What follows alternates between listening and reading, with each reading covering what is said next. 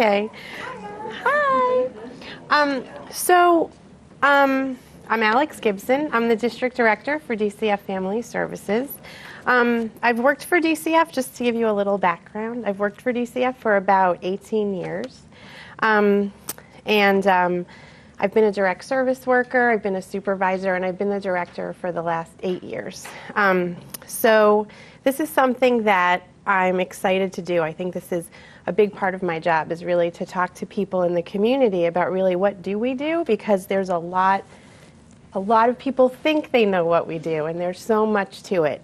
So I'm going to try to sort of, in simple terms as much as possible, sort of talk about what we do, the various parts of our agency, what the social workers are really responsible for, what we're not responsible for, what kinds of partnerships are important, and just sort of take it from there. So I know the time is a little strange, but I really want to welcome any questions, anything that you're wondering, please definitely ask. That's really why I want to do this. And I also just wanted to say, if from here you feel like it would be helpful for me to come to your agency and to talk with your staff and to be part of a discussion, I'm more than happy to do that. I think that is so important, and there's nothing really more important for families than for us to be partnering well together. So I just wanted to say that. I can tailor this presentation. I was actually supposed to meet with the child care providers tonight. Deb Grennan had sort of recruited me for that, and I sent her the presentation first, and we were going to tailor it for child care providers. Because of the weather, that's canceled, but it's rescheduled. So I just wanted to share that. I'm happy to come and talk to staff anywhere, anytime. And she's very responsive if you call her, you have a question or I need help with this. So. Yeah, thank you. So, what do social workers do? This is my favorite slide in the world. What my friends think I do, what my mom thinks I do, what society thinks I do, what my clients think I do, what I think I do, and what I actually do. So I say this because this is really what happens. I think people are working with kids, they are worried for them, they're working with parents and family members, they're worried for them, and they're like, why can't DCF just do something? Just do something about this. And so it's important to really dispel the myths in terms of what we do and don't do, and sort of why. We're guided by a lot of statutes and a lot of policies, and that's what drives our work. So this is just an important piece in terms of what we do every day. It's completely linked to the mission of the organization. We're committed to protect children and strengthening families in partnership with families and the community. And our three major goals are safety, to make sure the kids are safe, permanence, to make sure that they have permanent connections, and well-being, to make sure that they have the supports and services, formal, informal, that they need. And our four key practices as part of the agency of human services is really customer service, holistic service, strengths-based, and results-oriented. So this is really what guides our work every day.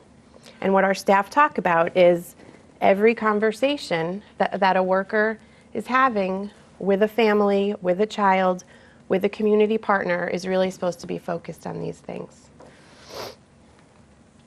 So these are our values, our guiding principles that sort of, are the backbone for our practice model. We have a practice model, and that as well, the practice model, the policies, the mission, these are all things that social workers are needing to attend to in every conversation. Can you see these? Okay, so I don't have to read these. You can just take a minute to look at them and sort of absorb them.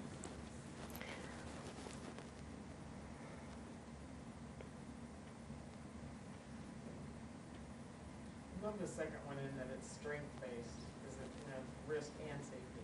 Yep. I think that people don't realize that you really do look for those safety. Yeah.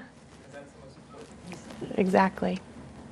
When John was talking earlier, about resilience, we try to focus on, of course there are all of these hard things that have happened that have brought you to our attention, but, what are your protective factors? What are your safety factors?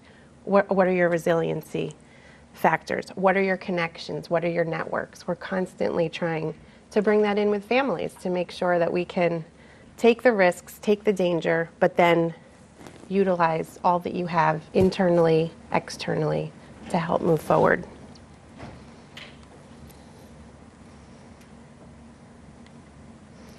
So I put this up because it's just sort of explaining that all the work that we do is really guided by statute.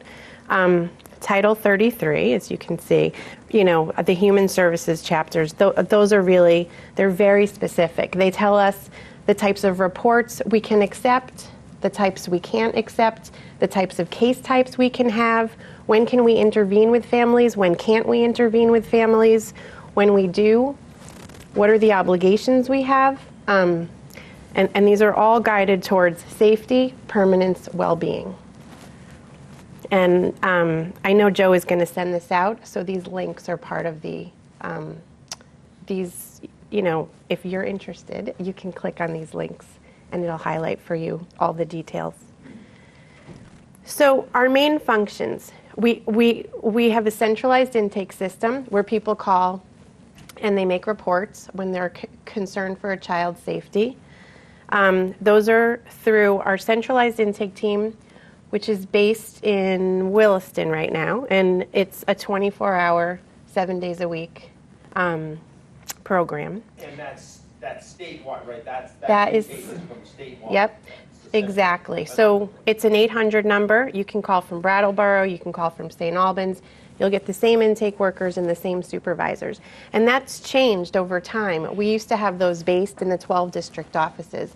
And from a lot of feedback from the community, there was a very valid worry that, you could call in the same report in St. Albans, in Bennington, and the report could be accepted in one district and not accepted in the other district based on the personality, the values, the knowledge of policy of the supervisor at that time. So we have a centralized intake system. And then locally, we have we have 12 district offices and the functions of the social workers. We do the investigations and assessments. In St. Albans, we have 6 social workers and a supervisor who conduct about 700 child safety interventions a year. We have child protection services. We have 8 social workers and 2 supervisors who work with young families, families of children about 12 and under, where there's some sort of court involvement. We have about 200 children in state's custody right now in our region. We work with about 40 or so families where there's some sort of court type of oversight, conditional custody. We have the juvenile services team who works with adolescents who could be on probation. We have about 20 youth right now who are placed on juvenile probation.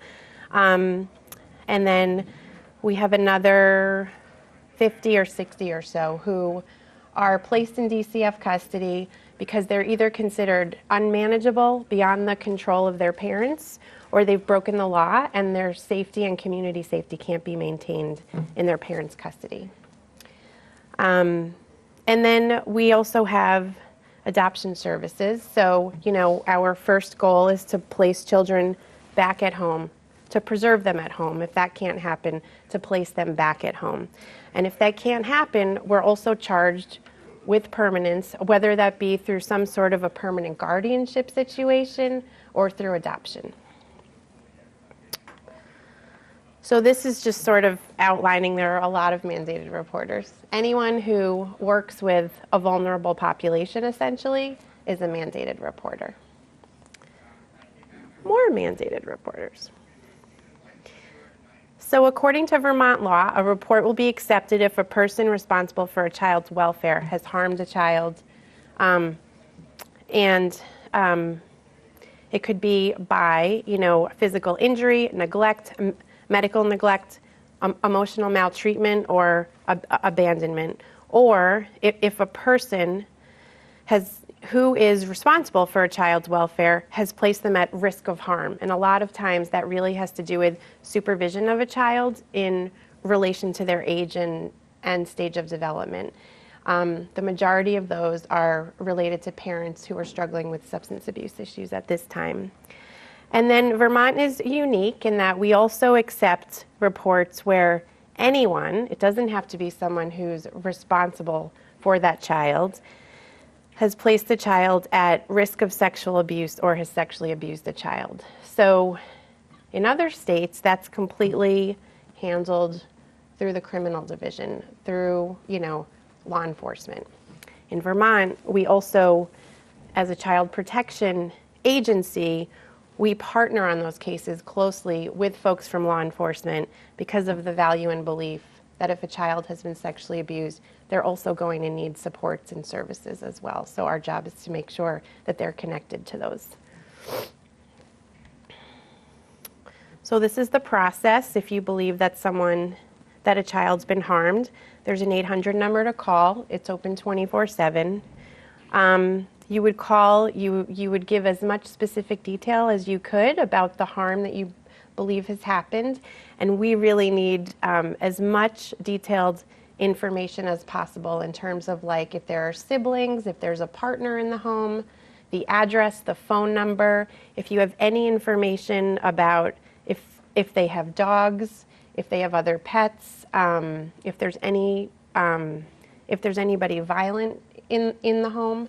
It's important to remember we're sending our social workers into these homes, and social workers, don't have anything to protect themselves when they go into these homes. Sometimes we don't have quite enough information to really know if, like, by policy, if we should be accepting the report or not. So it's not uncommon for an intake worker to call back the reporter just to ask a few questions to sort of clarify. And it's not that we are trying to get you to like dig for information or to do like a mini investigation for us. It's really because we just want to know if it meets policy, because that will really drive if we're going to accept these or not. And if your report is accepted, you'll be notified by a letter.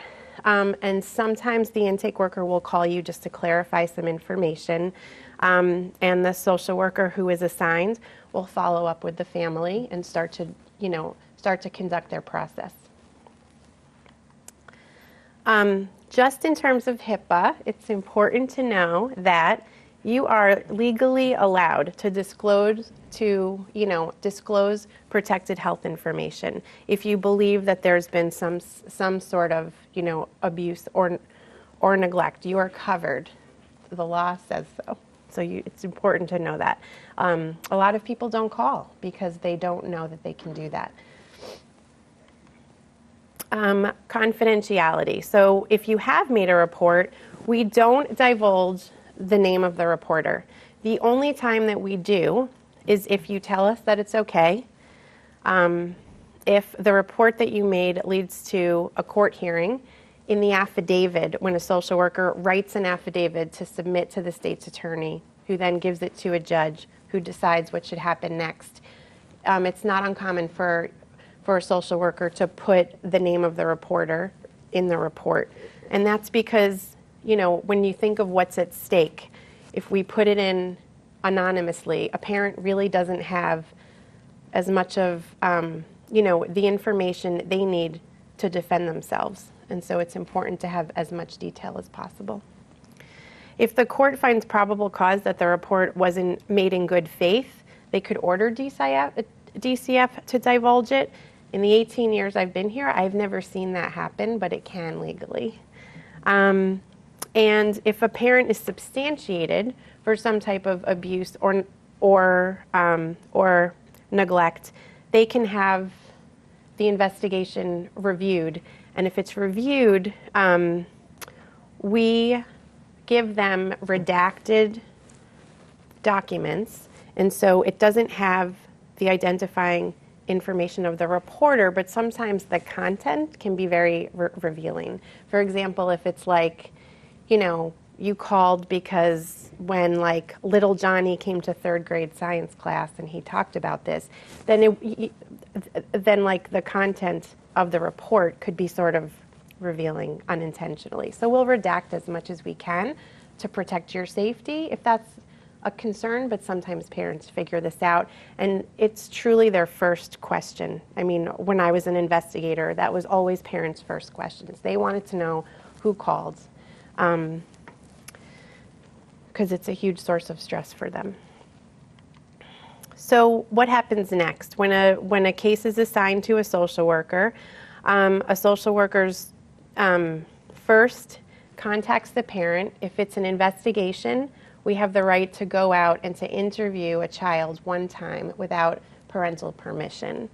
If it's an assessment, we need to call the parent to explain that there's been a report and to ask permission to talk to their child. We ask them if we can meet with them in a location that feels comfortable for them, if they want to bring a support person, because the focus of an assessment is not really to find out who did what to who, but it's to find out what the family needs. So there are 2 different approaches. For both of them, once we've commenced a case, we need to do a safety assessment within 24 hours. So when we meet with a family or a child, when we get the initial piece of information we need to begin the process, we do a safety assessment just to make sure that the child is immediately safe. If a child is not, we try to make safety plans. We make safety plans every day with families, whether that be have somebody come in the home, spend time, be the supervisor for the child, support the parent while they're trying to get services, while they're trying to get into treatment. Sometimes we could ask one of the parents to stay with a friend or family member so we can make sure that we have time to gather the information needed. So that is like within the first 24 hours. If we can't achieve those sort of goals to try and create short-term safety, we might need to write an affidavit and to give it to the state's attorney to see if they feel like they should submit it to a judge. And then within 45 days, we need to do a risk assessment with a family. And this really focuses on specific factors like, have you had previous involvement with the department? How many children do you have? What are the ages of the children? Are they under 2? Are there mental health issues, substance abuse issues, domestic violence? Is there homelessness? And the reason for this is really because on this validated risk assessment tool, the research says the more factors that are present in somebody's life, the more likely a child is to be harmed in the context of that family in the next 12 to 18 months. So we talk to families about that, and we try to get them supports and services based on what the factors are. So I actually just talked about this. So there's the safety assessment in the first 24 hours and the risk assessment in the 45 days. When we do risk assessments, this is where this really guides the next sort of step. So for safety assessments, if there's an active danger, we might need to write an affidavit, and that is where a child might be placed into DCF custody by a judge. If there is no sort of like active danger, then the family stays together while we go through this process. Within the 45 days, when we're doing the risk assessment with families, if the risk assessment scores low, we close the case. If it scores moderate, we close the case, but we make referrals based on the specific risk factors that were highlighted. And if it's high or very high, we open the case for service with a specific team we have, which is called the Family Support Team. And they work with like one case type. They just work with these specific cases, families that are deemed high risk or very high risk. And we don't have legal guardianship of those children. We don't have custody. We don't have the sort of same like authority the oversight, and the court is not involved. We work with about 80 families right now through the family support team. And their job is specifically to focus on the risk factors, to connect people with supports and services, to help them build their natural network. And we do risk reassessments every 60 days with the goal of the risk decreasing so we can close their case.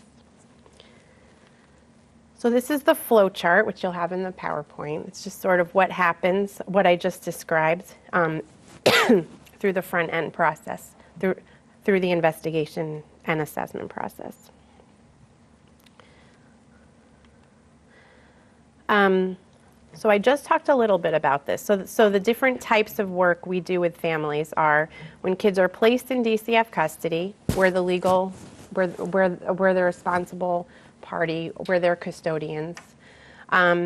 Sometimes, actually right now we have, like I said, somewhere around 40 or 50 cases where the parent or someone else in the family has what's called conditional custody through the court. So that's where, a judge has found that a child is actually a child in need of care and supervision, but they're not giving the custody of the child to the department. They are entrusting the custody to the parent with specific conditions, to the primary parent or to the other parent who was not part of that child's life perhaps, or had a minimal role, or saw them on weekends, but that parent doesn't seem to be, struggling with the same types of things that are creating danger for the child.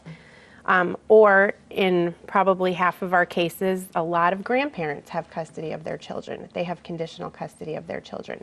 So what happens with the law is that when there's conditional custody given to somebody, it's the person who has conditional custody who can have conditions on them. So, if a parent has conditional custody, it's very clear that they need to be in treatment, they need to be getting help for themselves with the goal of being a safe parent. And then the other type of cases we have, like I had just said, we have about 80 family support cases. So those are the open non-custody cases where a child is still home with the family, and we're just working with them to sort of help reduce the risks. And then we have, like I said earlier, about 20 kids who are placed on juvenile probation. So the social worker in the state of Vermont acts as their juvenile probation officer, and they have specific conditions that they need to meet, and they work with them, again, to support them in terms of like building their network, their natural supports, their formal supports, so that, the idea is that it's more of a therapeutic support than a punitive support in terms of being placed on probation. When they turn 18 or sometimes sooner, that particular criminal record is expunged for kids so that they don't have that on their record when they're adults. So this is the court process, which is confusing. So I won't go through this, but again, it'll be in your PowerPoint to send out. It sort of walks through once we feel that a child is not safe, the process that we go through. We work with law enforcement.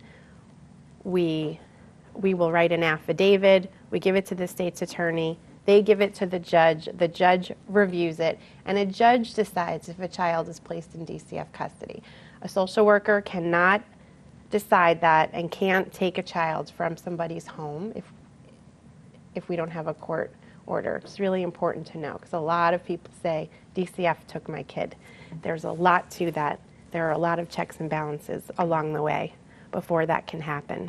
Well, it's a process with a whole bunch of people, not just DCF. Right. It's collaborative. People Yep. don't understand that. Right. The judge ultimately. Yeah. I mean, I just think of it as it's really a systematic response to child abuse and neglect. And it's not about one social worker who doesn't like one parent, and so they've, abused their authority and made this decision. It really is a systematic response. So this is like the big question. Why doesn't my DCF worker ever call me back? So for, every single child who we are working with, these are all the people, and I'm actually missing a few, but these are the majority of the people that we need to be in regular contact with. So if you really think about for every child who we're working with, that child could have one set of parents. It could be a family with 3 children where there are 3 fathers. There are step-parents, there are partners, there are siblings, there are a lot of invested aunts, uncles, grandparents, there are foster parents, there are teachers, special educators, guidance counselors, child care providers, community partners that we're working with, doctors, nurses, therapists, folks from the Department of Corrections, probation officers, case managers, folks from housing, folks from residential programs, the attorneys, the guardian ad litem, the judge, the police. There are so many people who we are responsible for talking to for every child. So it's just really important to know that when the biggest gripe, and it is very valid, it is so understandable, but the biggest concern that people have is, why isn't the worker communicating with me? So we really do try to have as many team meetings as possible to sort of get people in the same room at the same time. And that time is really valuable and really important for everyone in the room to be transparent and to express their concerns, talk about the progress being made, talk about their worries. Because what happens a lot is people come to these meetings, DCF facilitates the meeting or someone else does. The meeting happens, and then the social worker gets like lots of individual, hey, do you have a minute? I'm actually really worried about this. I didn't say it in the room because I wanted to preserve my relationship with my client.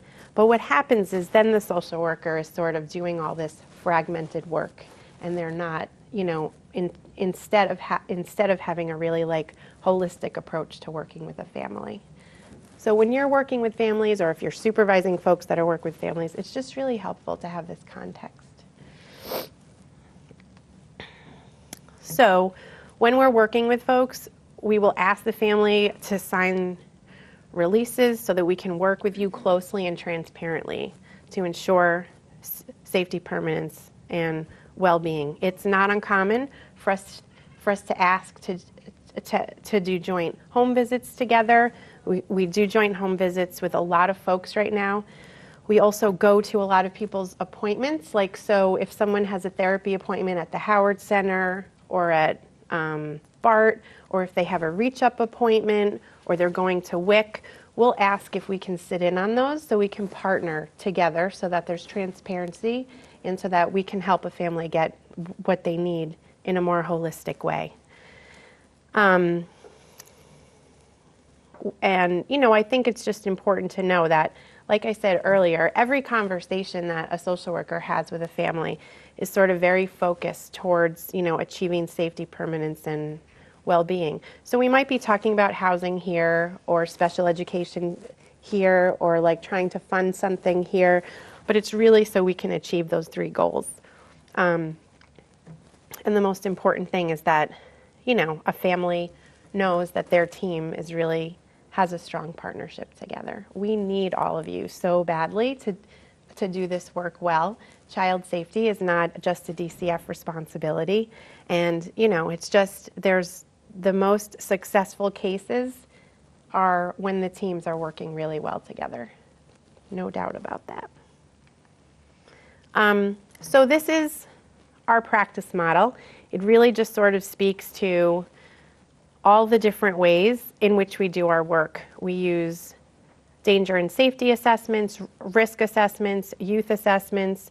We purchase certain tools to facilitate very family-oriented, family-centered sort of engaging models in order to help families achieve safety.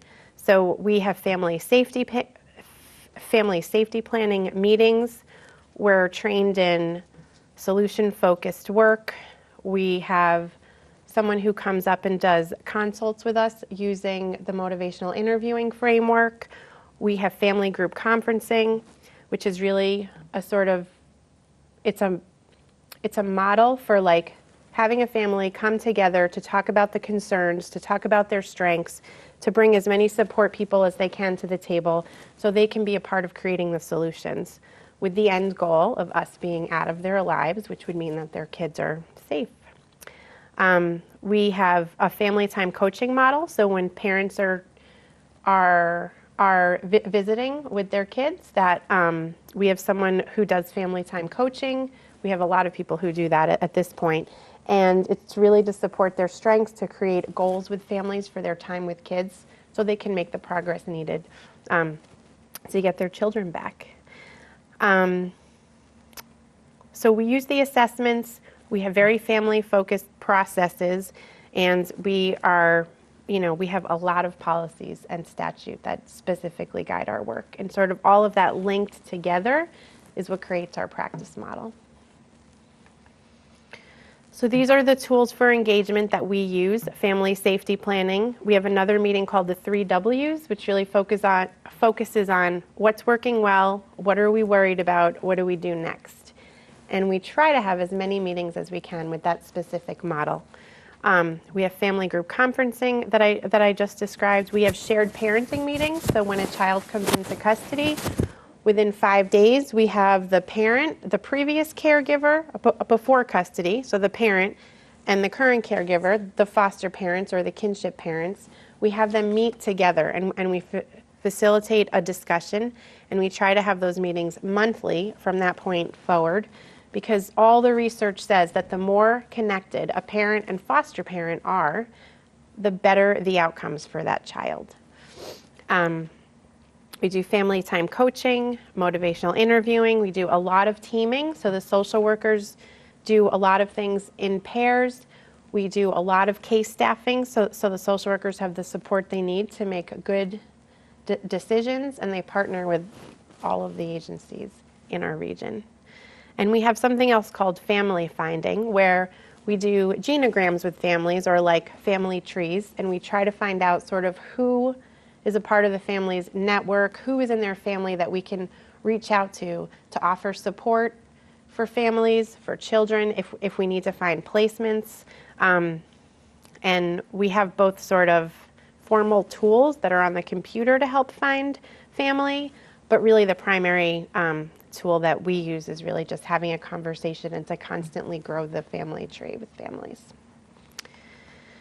So this is sort of how we measure our work around, are we achieving safety, permanence, and well-being? Are we able to do that? And we measure that by having face-to-face contacts. The social workers need to be seeing kids in person at least once a month. The rate of kinship placement, so what's the percentage of kids, are they placed with people that they were connected to prior to coming into DCF custody? Placement stability, when a child comes into custody, we don't want them to move around. We want them to stay in like one solid home to achieve those connections. Timeliness of closing child safety investigations and assessments. When we're involved, we realize that, families are terrified until we close their case. They're always wondering, like, are you going to take my child? What are you going to do? And in terms of having timeliness in, timely processes, we want to close those cases as soon as possible. If somebody is not safe and they need to be on a child abuse registry, we want to do that in a timely way so that the community can sort of be safer from that situation. And if, a parent is safe and a family should be closed out from our agency, then we need to close them in a timely way. Absence of maltreatment recurrence really means that if a child has been harmed, that they won't be harmed again. And then discharge to permanence. We want to make sure that no child is a part of our system for a minute longer than they need to be. We want them to go home or to be with other family or to be adopted. No child should be in foster care for any longer than they need to be. So when I look at the key indicators, we've got some data. I'm a data geek. So our face-to-face contact, we in 2017, we saw kids face-to-face every month, 92% of the time.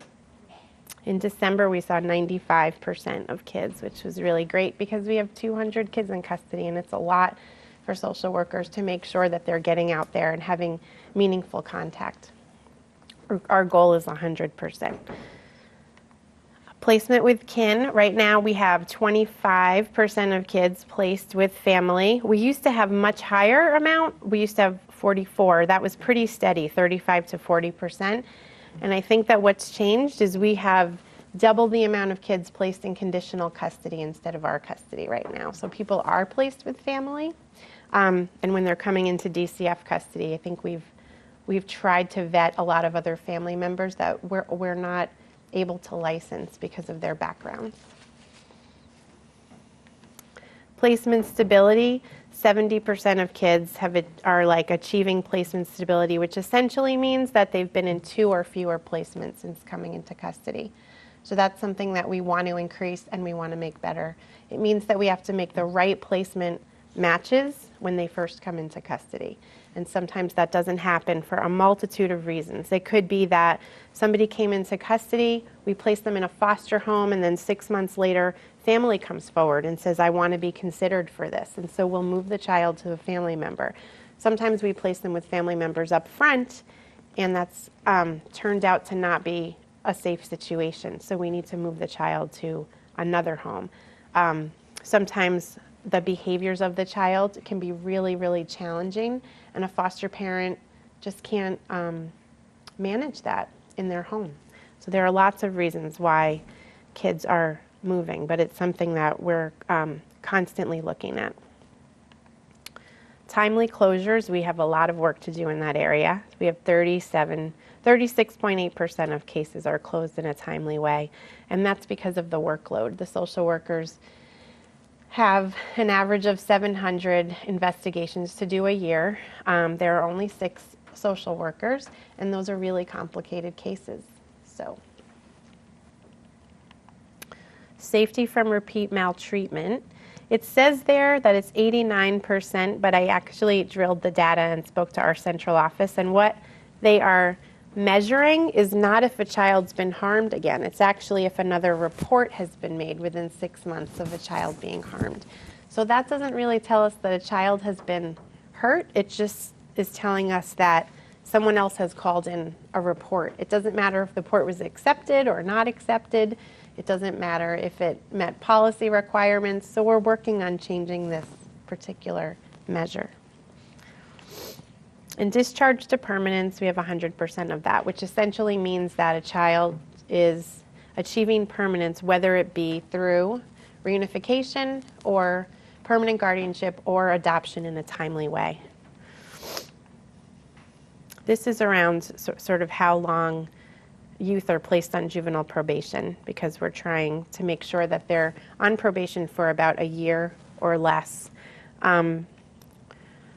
That is really hard for us to achieve because about 75% of kids placed on probation right now are on probation for sexual offenses, and the treatment needed for that can often take longer than a year. So the social worker needs to keep the cases open until they complete treatment.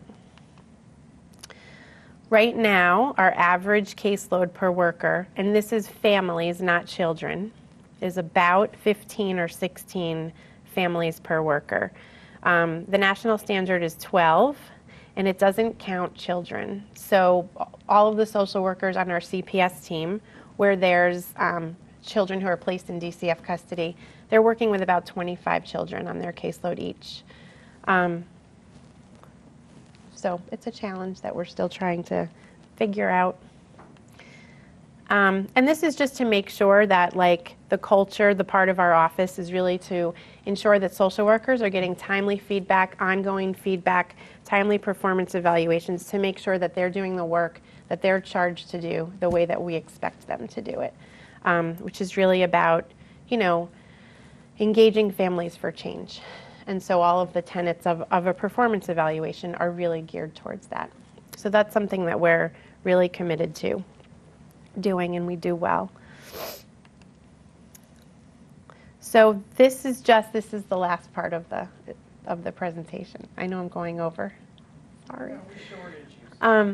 So this is just sort of who we serve, what the landscape is up in Franklin and Grand Isle counties, just so you have a sense.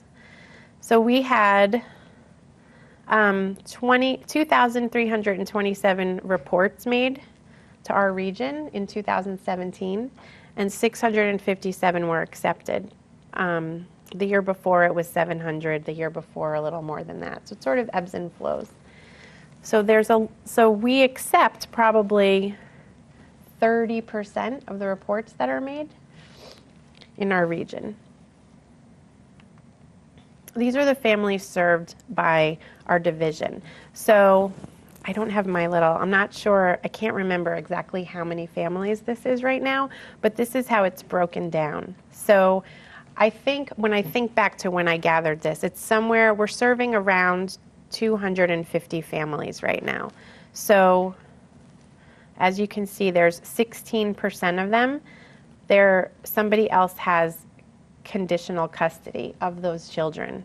48% of them, of the families that we're serving, they have children placed in DCF custody.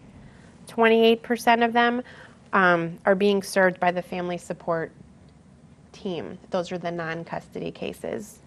And then 8% of them are families where they have a child or youth placed on juvenile probation.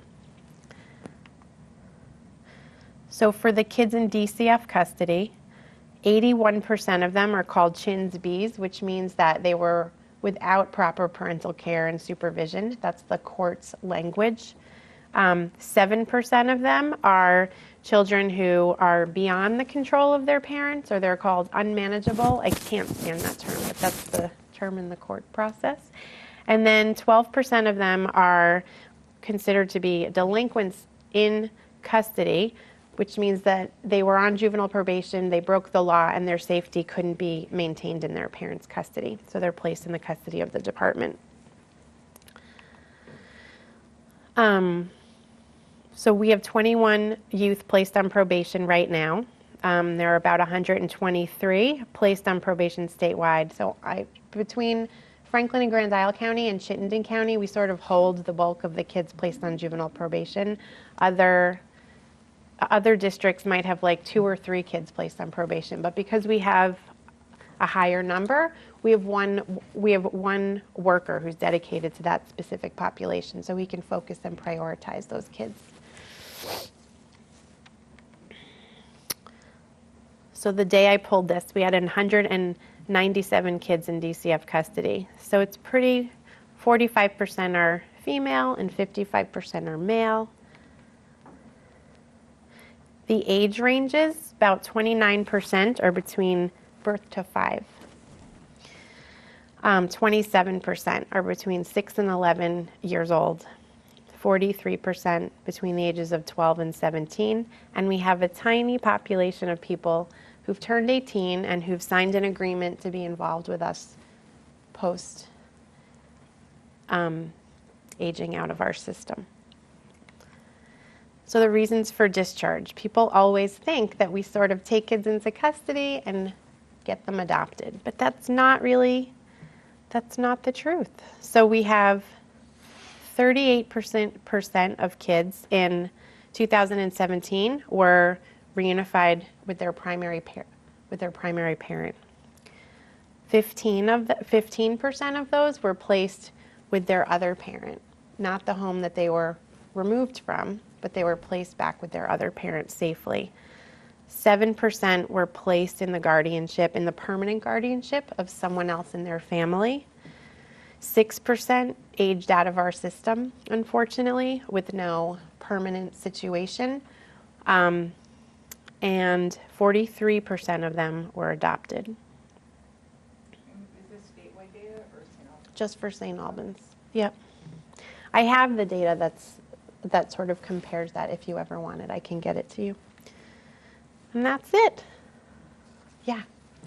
So, over the past couple of years, I know we've tried really hard to engage these young people that are turning 18 and encourage them to stay involved because there's so many things that you can help them with that most people don't understand. And what's the age now that they can stay to 22? Yes, 22. So in the past, when somebody turns 18, if they go home or they're in a foster care situation, but they still want our support, if they haven't been adopted, they can sign something called an extended care agreement. And we can still support them with services. We can pay for their foster care placement as long as they're working towards their high school education. We have folks through Spectrum, the youth development program, who work really closely with them to support them in achieving a lot of their goals to transition successfully to adulthood. In the past, if you didn't sign an extended care agreement when you exited the system, you couldn't come back. And I remember being a juvenile services worker where people called me after and were like, can I come back? I'm homeless, I'm struggling, and we couldn't, and it was terrible. But they can now, up until 22. They can come back and they can change their mind because it's developmentally appropriate for somebody to change their mind. So yeah, that's a good thing. Yeah? When you say working on their high school education, could that be a GED as well? Yes. Okay. Yep. Definitely. Any other? Yeah? Do any supports beyond high school, whether it's to some other training or job placement or college? We, This 18 to 22? yep, that's where we partner with the youth development program. So a person has to be working with the youth development program to be part of an extended care agreement. So they have like specific goals that are created. It's a contract that's signed, and as long as they're working towards those goals, we can support them. But if they, if they choose not to and they start to sort of stray from that, we'll pull together a meeting. We'll try to support them to like turn it around. And if they can't or they don't, then we might, terminate the contract is sort of the language. Yeah. Any other questions? Okay. Thank you. Thank you.